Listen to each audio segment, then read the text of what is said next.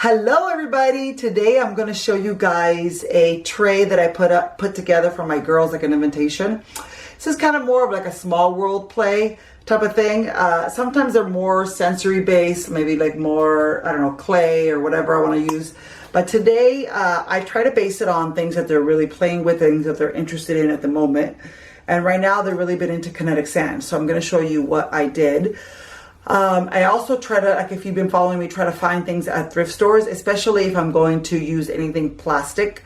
I try to buy used plastic so you give it another life and it just doesn't get thrown away. I know that online you can get all kinds of different like trays to set up, invitations. Like there's like the Tough tray, which I don't know if you can buy in the US. I've seen people buy those. The only thing I found closest to that is this humongous black bin thing that looks like a Tough tray that I found at Home Depot, and it's actually for mixing cement. But the trays that I'm going to show you today I bought at a thrift store, used. When it comes to putting these together, I just really have a lot of fun with it. I get a lot of inspiration from either online, from Instagram, from Pinterest, from what my children are currently interested in, what they're playing with. Both of them are really into small world play right now. What I really love about small world play is that it lets your kids act out scenarios from real life, things that they experience.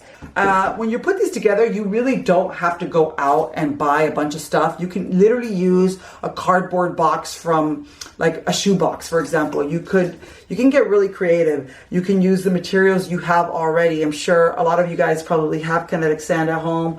You could even use potting soil in a tray if you wanted to, with like figurines, and you can add rocks and do all kinds of things. So you don't actually have to go out and start spending all kinds of money. That you can even do just something with water. And so I think what I'm going to do is either, I don't know what day yet, but every week I'm going to do like maybe sensory Thursdays or invitation Wednesdays, something like that. Let me know if you guys like that idea. Also, I had some of the videos, just FYI, some of the videos I have lined up are toys for 1-year-olds, because I've had that request a few times. And I'm going to talk to you guys about the toys that my kids played with when they were 1. Obviously they're not 1 anymore, but when they were 1, and what has lasted that they still play with. I also still have my life update that I need to edit. I did change this room around a little bit, so I'm going to do another tour of this. I'm always doing that. Another playroom tour. The playroom is constantly changing. I change it up all the time. I don't know why. I'm indecisive. And what else? Oh, I have another thing about materials that my kids are currently playing with, like toys and different things. And then, yeah, so you guys will see. I have quite a few videos lined up for the next few weeks.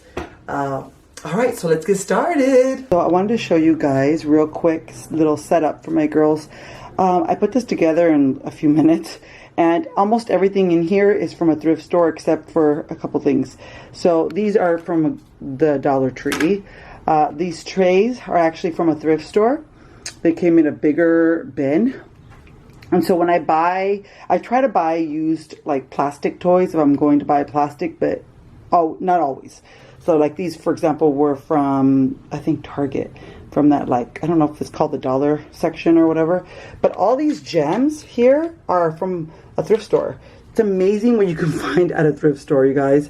So so the gems are from the thrift store. These little cups are from a thrift store.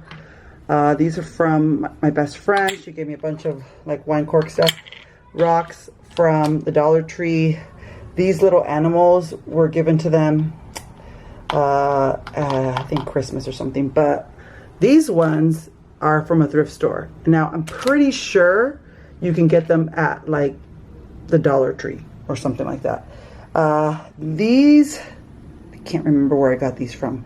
But yeah, but like all these like little gems here that you can see, thrift store, shells they collected, and all of these amazing gems I got at a thrift store. And that's not all of them, you guys. I have like a humongous little box or whatever of these gems. So yeah, check out your thrift store. These trays are awesome. I hate the color, but you know what? It doesn't matter.